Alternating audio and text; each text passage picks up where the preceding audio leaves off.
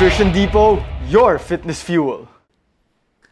Alright, so welcome back to episode 2 of this podcast. Alright, so now in this part, we're going to talk about elevating your performance. So now you've been through that 3 times a week, 15 to 20 minutes threshold, and now you want to ramp up. Now, let's talk about that gradual change from beginner to intermediate. Now, normally, it starts off with, I want to race and ganyan and stuff like that. So, from that 15 to 20 minutes at 3 times a week, how do they progress if they want to really elevate the game? Ako na. Wala mauna. Okay. Yan, based dun sa beginner program natin, if they wanted to really elevate their game, if they built already their base, yung base endurance or their aerobic, meron na. So you have to progress depending on their goal. Ano ba yung gusto nilang i-run? Is it a 5K, 30 minutes, or like 40 minutes, or 10K, 21, even a marathon goal, no? So it depends really on the goals. So yeah, you progress from 20 minutes, adding another 10, 30 to 40, depending yung sa goal natin. Kasi if you're doing 10K, of course, when you do the long runs, it should be like more than 10K to build more endurance, running that 10 kilometers, even the 5K. So yeah, you really have to increase based on the goal. I see. And Coach Jazz? Yun. Same with Coach Precious. Depending on what your goal is, or what distance or race are you training for. So, of course, the longer the distance, the longer the mileage you need to be in your program. So, just make sure lang na, yun nga, weekly, it's increasing. Para then the pace also, you can increase your pace weekly, gradual increase your pace weekly. So, yun. I see. So progressing weekly and then start from the goal first. Kumbaga, Yes. right? Now, before they increase their mileage, just say I want to go for 21K, meron din bang aspect on a technical side that you want to fix first before increasing the mileage? So you guys talked about yung sa foot strike and the arm swing. Is there anything else apart from those? Sige, ako na muna. Kaya naman ako sa'yo. But siguro doing running drills. Drills. Like A-skip, B-skip, high knees, so etc. So because these drills help develop proper mechanics, which means better running form. So the more you do it, the more comfortable your stride will feel. Trust me. So yung mga drills na yun, especially when we do in our run clubs, it helps talaga the runners. So yung proper mechanics yun ay nakakatulong talaga din sa kanila. The basics. The basics. I see. Yeah. And sa'yo, Coach? Same. I think we emphasized it nung we did our certification. I mean, the class.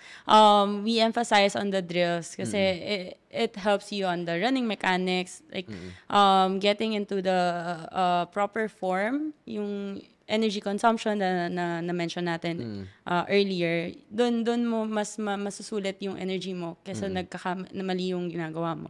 So instead of yung energy mo napupunta sa wrong form, at least na-add mo siya doon sa goal mo or the running mismo. So yeah, yun nga, na-mention ni Coach Jasper, like in our run clubs, the Garmin and the A6, in our every session that we have, we always have the running drills. Like, kailangan talaga matuto sila, masana yung body nila to do it. Nice. So, introducing warm-ups na medyo mas Yes. technical. So, for those of you who don't know, actually yung mga A-script drills, mga common track and field na drills siya. And normally, they actually look really good pagka maganda execution. It might transfer well nga talaga sa runs. So, we have the dynamic warm-ups part, and then with the runs itself, is there anything else na break down nyo technically na foot strike or number of contacts? May mga ganun pa ba? Or is it basically just the striking and the arm swing? No? Well, it depends. Some people work on their stride length. Some people work on their cadence. Depends on ano yung composition ng body mo. Depende sa'yo. And siguro elevating your running, we incorporate din mga not just increasing the time, yung 30 minutes, 40 minutes, not just the long runs, but we add some hills training, at Hills least, training. 'di ba, incline, mas ma-maximize mo yung form running mo, intervals, and other speed endurance training din. I see. Yeah. And Coach Jazz? Ako to add lang, no, siguro yung breathing part. Breathing. Some kasi breathe through your nose, some naman breathe through your mouth, some naman both, no? Personally, I suggest to try all of those because to check if it's yung ano mas effective for you, then go with yung rhythm breathing para at least continuous ka na habang you're running, mas madami, may pumapasok sa yung oxygen, and hindi ka kasi normally pag hindi ka huminga doon ka nagkakaroon ng mga side stitch pag hindi correct way yung paghinga mo, no? Pero yun nga, I suggest to try all of those in your training para at least makita mo yung effective talaga for you. Yeah. I see. Ano itsura, Coach, nung breathing rhythm? So, every step, do you exhale? How does that look like, yung sa breathing part? Yun, you can like siguro after 2 steps, you can parang inhale, then after one next step, exhale. After 2 steps ulit, After 2 inhale. steps. May mga ganong ano. Pero you can explore in your trainings, so you can check it, yun. I see. And then, Coach Precious, you mentioned yung sa cadence and sa frequency. So, is there something specific that they need to strive for in terms of frequency na, okay, I want to improve my frequency, I should do this? May ganun ba? Yeah, meron parang sabi nila like 180 steps in a minute. No? So, yun yung iba, like they have their metronome, mga device na yan. see. To, pag medyo advanced or pa-progress na yung training mo, yung iba gumagamit ng mga heart rate monitors, the metronome. So, doon nila tinatrack kung in range ba yung strides nila and in range ba yung steps nila doon sa running target nila. I see. So, yeah. So, using your devices, their advantage. Minsan maingay lang. Gets. All right. So now let's progress this theoretical running person. So pwede natin siya i-segment into distances. So let's say now I want to start 5 km, 10 km, then later on let's talk about I want to go for a full or half marathon. So for a 5 to 10 km runner na gusto mag-compete, what do they usually look for na to build up the preparation and everything? 5-10. Well, of course, you need to have a watch. So, shout out to Garmin. No? Baka naman. Para you can, Damn. para you can check naman yung time mo every now and then. Then, you can do interval trainings, like I mentioned earlier, because increase your speed.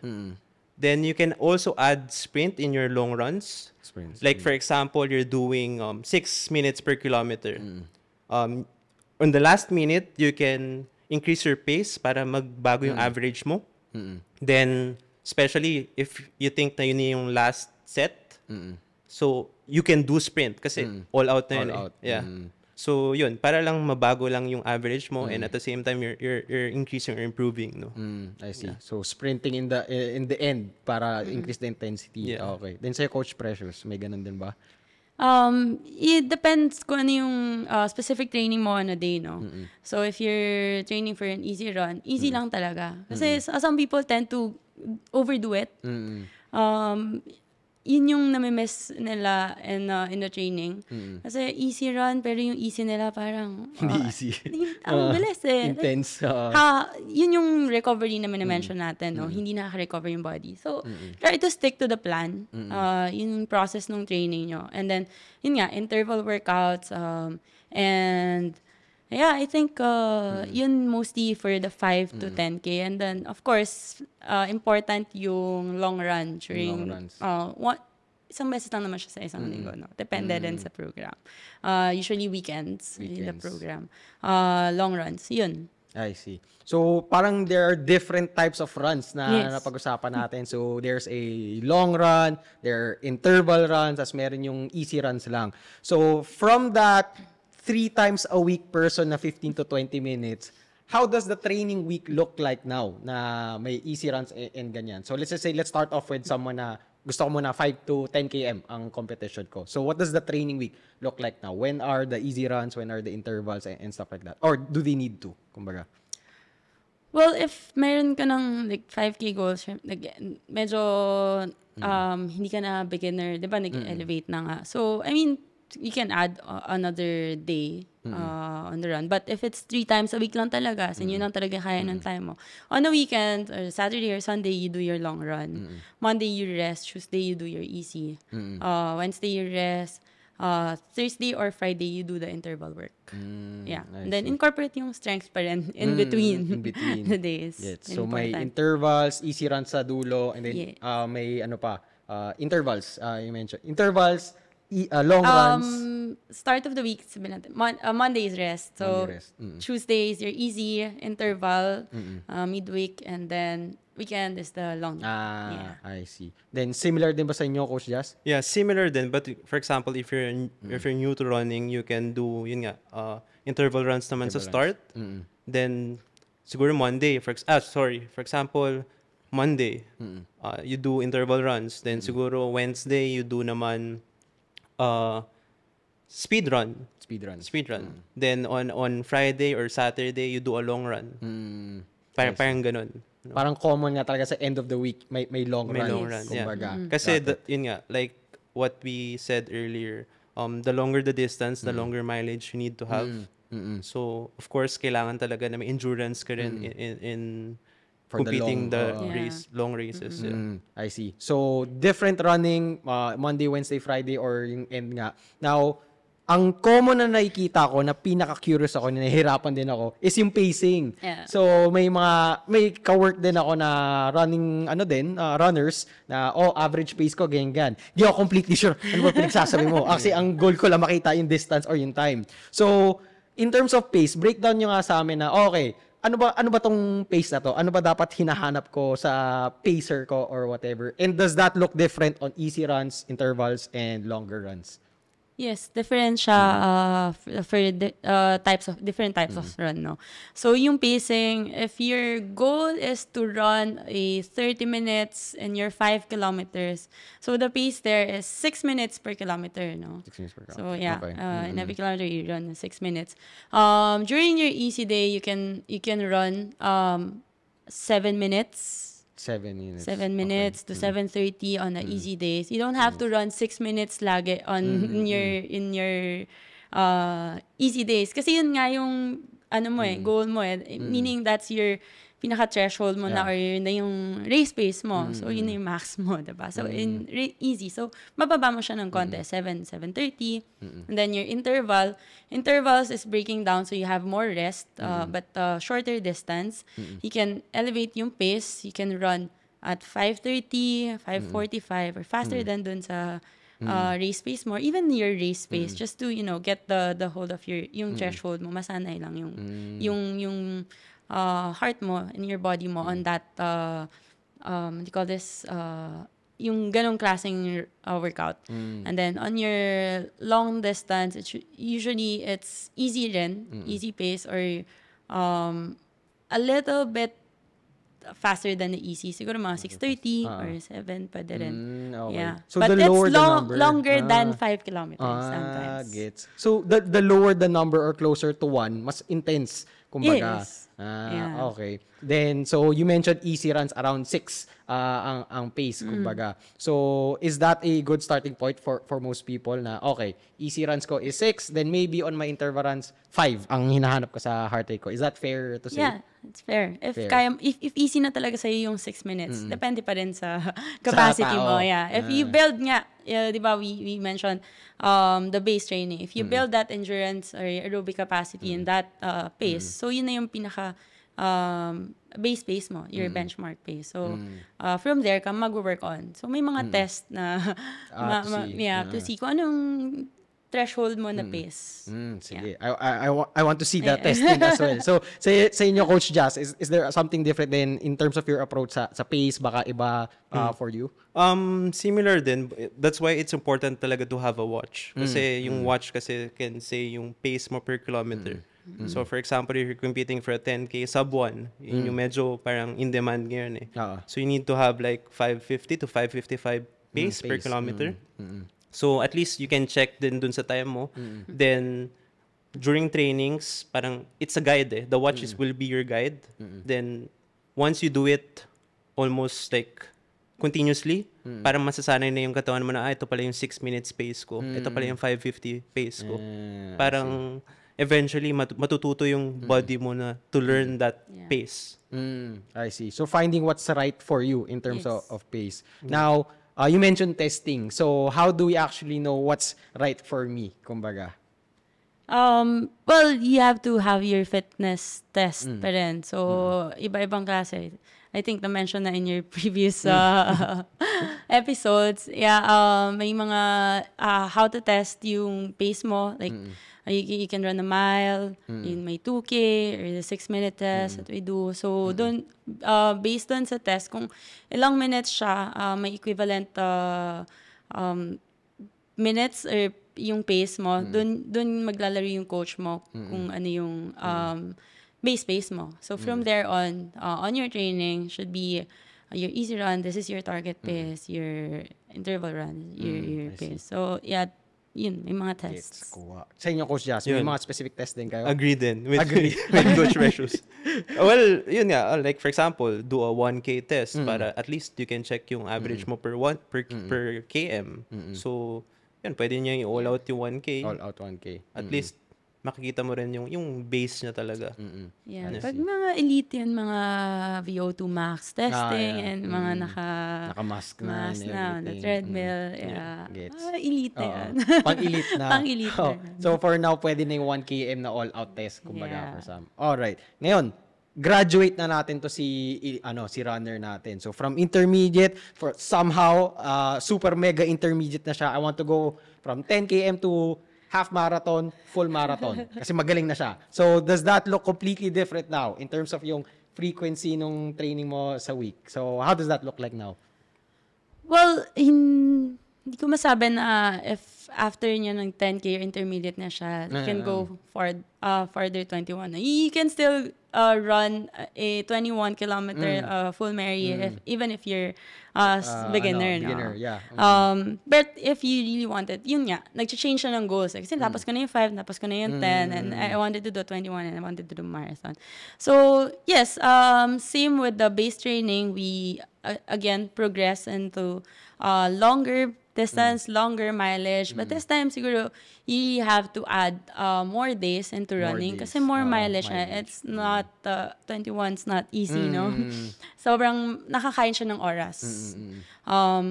So, yun, from 3 days, you can be 4 or 5 days. It's not always interval, it's not always long distance. You can have it easy to keep your body building that aerobic endurance to get into the longer mileage. Yeah. So get more mileage in, kumbaga. Yes. Okay. So sa inyo din, Coach Jazz, ganun din. Kailangan talaga tumaas yung frequency niyo ng mileage At least, in. ito naman, at least 4 to 5 times a week naman, no? Of course, yun nga, like what we said, the longer the distance, the longer mileage. So, ako, I'm preparing for marathon this November, no? So, currently, puro mga running clubs muna. I mean, sa A6 and Garmin, no? So, it's a mix of different types of workouts, like fartlek, interval runs, speed run, uphill runs. Then later on, I'll change my workout na to have a longer distance. Yun nga, para at least malayo yung 21, malayo yung 42K. So, yun. Perfect. So actually, yun nga, magandang segue to kasi from intermediate, naging elite yung ating runner. So actually, I'm also curious on how the training week would look like na tatakbo na ako ng mahaba from hindi pa ako nakatakbo ng mahaba before. So in terms of the training plan ng week na yun, meron bang mas mataas na long distance runs throughout the week and lesser sa mga intervals? Is there something specific like that? Siguro for some people, mas kailangan nila mas madaming speed runs or mas madaming interval runs. May ganun ba on your end? Well, if you're aiming for a time-based finish, no? Yeah. So, kunwari, you wanted to finish your 21 kilometers for an hour and a half. So, medyo heavy siya. So, you have to increase yung mga speed endurance on the week. And, mas bibilisan mo, like we mentioned, yung pace natin, bibilisan natin yung pace on that training. Even if you're running a long run, it's not like super easy na ito na yung pace. May target pace ka na palagi. So, yeah, it's mostly targeted on the pace if you really wanted to finish in time-based. I see. Yeah. So, iba na talaga pagka Yes. itatapos mo lang versus may time to beat, kumbaga. Okay. Yeah. So, sa inyo ba, Coach Jazz, may time to beat ba kayo and your approach to it? Hopefully, no? Hopefully. I won't mention na lang the time. Yeah, Pero, exactly. pero I have a Nasa goal. atin. Pero I Goal have a niya yung goal. time ko Yeah. na finish yun. Basta mas mabilis kay Coach Precious. Gets. Pero yun, I agree with Coach Precious. Dapat talaga every workout mo may time-based. Even if you do yung mga easy runs, mas longer na rin the distance. Kahit easy siya. Then, even the speed runs, mas marami na siyang speed. I mean, mas marami na siyang repetitions. Yes. Kasi nga, the longer the distance talaga, the longer mileage you need to Mileage. have. Yeah. Gets. So, wala ka talagang lusot. Kailangan dumami talaga yung mileage mo. And Yeah. yun nga, you can also add yung mga cross trainings talaga. It's very important. Like course, strengthening your body and stuff like that. Yeah. I see. Now, you mentioned sa strength training naman. So, how does strength training play a role with the elite endurance run? So, let's say you guys are also working with some na tumatakbo din na hindi naman beginner. So, ano ang approach on your end na working with a strength conditioning coach or you personally na nagpapasok ng strength training? Sa akin, wala akong elite na marathoner or the longer, no? I mostly kasi I handle, like sa OCR, I handle the sprint training. But I have a group na nagmamarathon sila, like world majors, ganyan. So, I do their strength training pa rin. But it's not like an elite level strength training, no? Parang medyo beginner strength pa rin sila. It's mostly more on the getting endurance, muscle endurance, kasi to sustain yung longer runs, no? Kasi ang haba ng 42 eh. So, iniisip ko, like 5 hours, 4 to 5 hours, ganun, no? So, how do you sustain yung kailangan sustain ng body mo on that long hour? So, mostly yung strength training ko, I do, yan nga, muscle endurance training, full body pa rin. And I added mobility as well. Kasi grabe yung joints natin when running. Parang naninigas na yan lahat. So, important din yung mobility. Yes. I see. Then sa inyo, Coach Jazz, what's your approach with either your strength training or working with someone sa strength training? Ako, just go to experts, no? Like Coach Precious. And yourself, no? Kasi Coach Dwight ka na. mas naiintindihan nila talaga yung body, no? They study that. Tapos alam din nila kung ano yung papalakasin, yung kung sa quads ba, hamstring and all, no? So ako yun, I strongly suggest to go with the experts. Go with an expert. Yeah, I see. mostly kasi injury prevention na talaga kasi kapag marathon, sobrang bugbog na kasi yung tuhod. Especially yung knees. And parang after mo mag-marathon, ayaw mo bumaba, ayaw mo makita ng stairs. So, ganun talaga. So, maraming na-injured during the process. Actually, yung 42 itself is mabilis matapos eh. Tapos na eh. Pero yung the journey towards that 42 kilometers, building up, it's the long mileage. Grueling process. 200, 300 kilometers. Yun yung sisira ng body mo eh. So, very, very important talaga yung prevention ng injuries. Exactly. So actually, apart from the injury prevention side with the strength training, similar to the runs, mas nagiging specific din approach sa strength conditioning. Okay? So on our end sa strength conditioning, normally what people preach is just get stronger, kumbaga. But you have to realize that the demand of the sport should mimic yung demand ng training. Kasi it's like saying, bench press ko na 5 reps, lumakas, na magta-transfer siya directly sa running ng mahabang oras, kumbaga. So, on our end, if we break it down, we understand first the demand of the sport, kumbaga. So, kung i-break down ko rin yung role ko, strength and conditioning, what are the demands of the sport strength-wise sa muscle? Anong demand ng sport endurance or conditioning-wise? So, on the endurance and conditioning side, Kaya tayo may running coaches. Sila ang expert naman nandyan. Okay. Now, on the strength training part, you want to train the muscles to support yung muscles involved sa running din. Yes. And normally, how you do the running should also be the similar approach, which is, tama nga si Coach Precious, yung muscular endurance side. Because there's a different adaptation sa body if you train it for short repetitions na mabigat versus madami na enduring, kumbaga. So, on our end, eventually, you start off with low repetitions naman muna, so the strength and all of that, then eventually lead up to muscular endurance. Kumbaga. So, basically, the muscular endurance training is using lighter weights for a prolonged period of time. And prolonged for a lot of people is just 25 reps. Na feeling nila, I do leg press for 25 reps, it will carry over to a 42 km run. Na if you look at the demand ng run, lagpas isang oras pa yan, kung tutuusin. And actually, if you watch the previous podcast with Gab, and if he shared yung sa strength training niya, medyo deadly.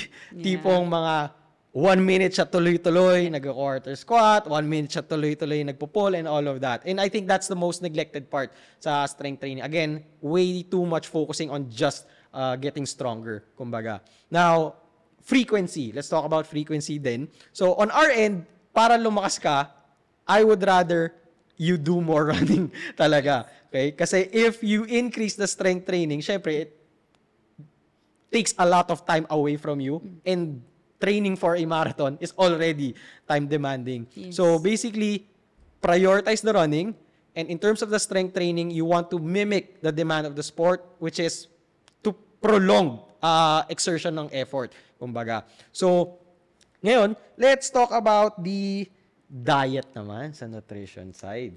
Okay. So, I'm a bit curious sa approach nyo sa diet, or if meron ba, kumbaga. So, sige so, let's say, running, elites and stuff like that, what's your approach there? Or what do you normally look for, or personally, pagka nagtitrain kayo, is there anything that you need to consume, kumbaga?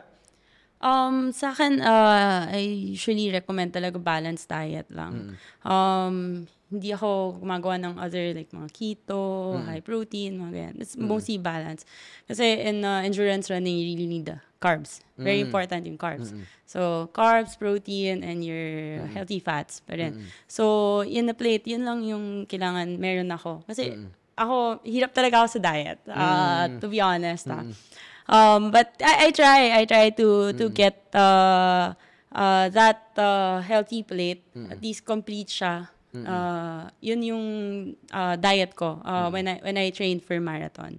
To full meal, kumbaga. Yes. Okay. Walang diet pag nagma-marathon. Kasi I burn it in 2 hours ako tumatakbo. So I really need that nutrition. Yes. Gas. Then sa inyo, di ba, Coach Jazz, may ganun, di ba? Full meal din ba tayo? Oo, pero for me kasi the best diet is being disciplined on what you eat. Not too much, not too little.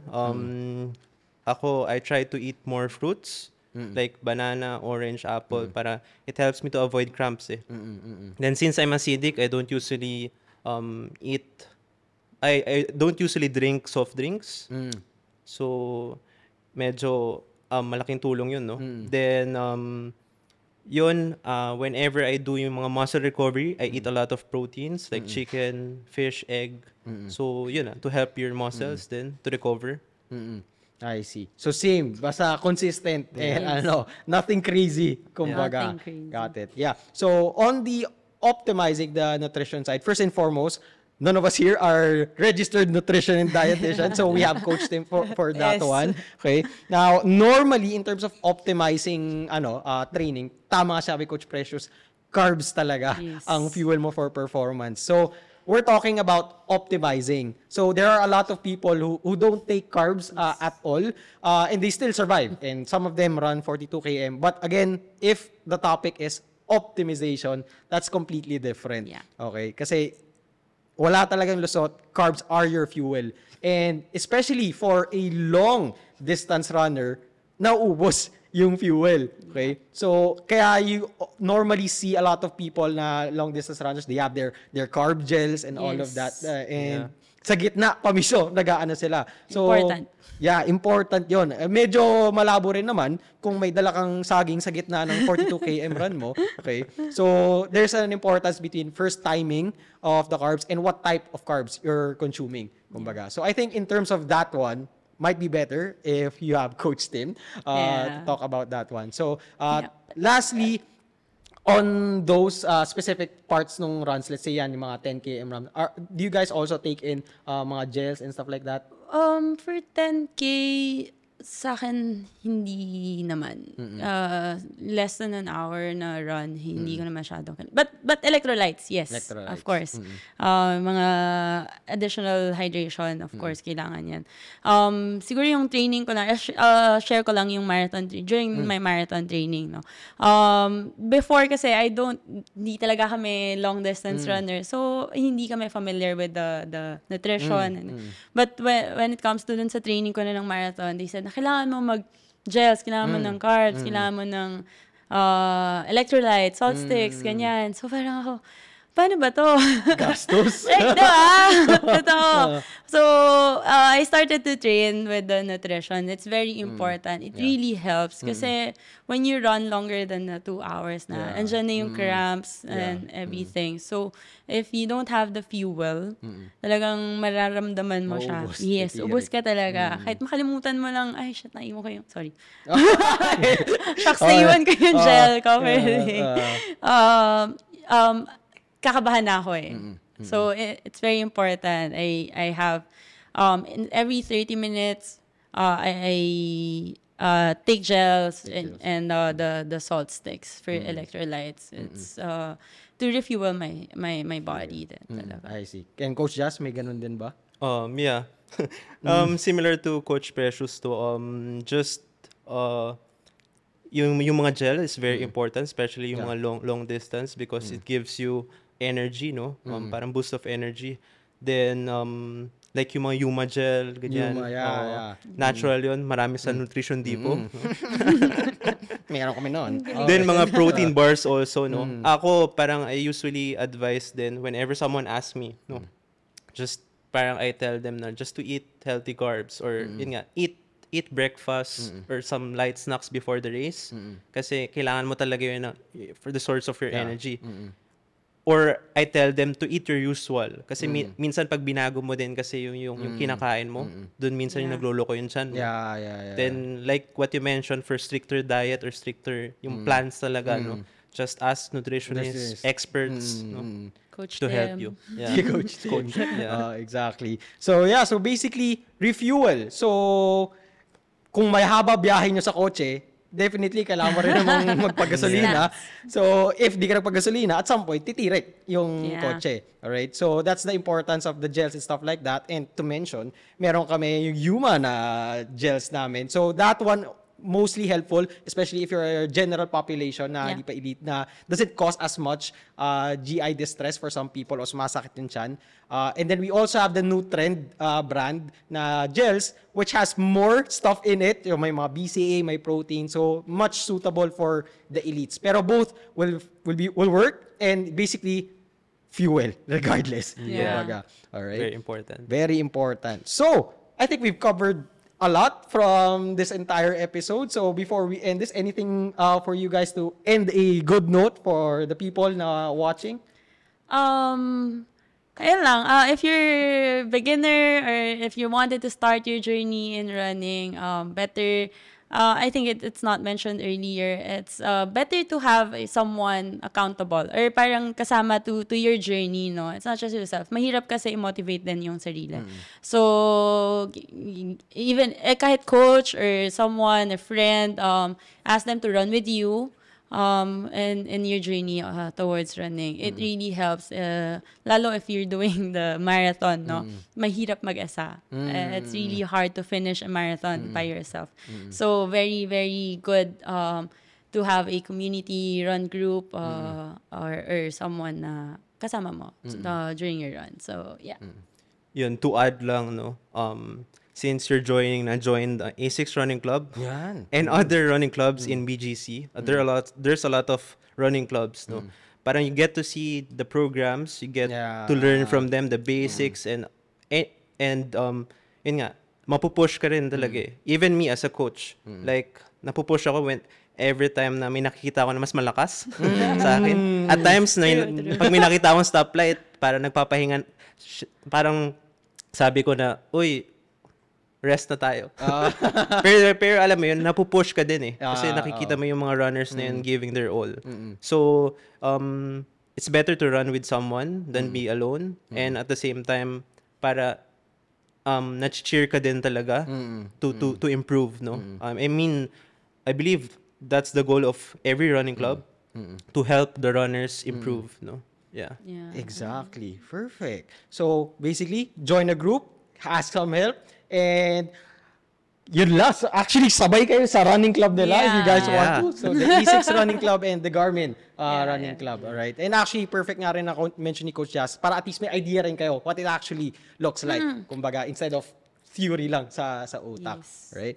So, I think this is a very jam-packed episode, and I hope you guys enjoyed and learned a thing or two. And I'll see you guys next on the next episode of this podcast. So, thank you guys. Thank Thank you. you. Bye, guys. And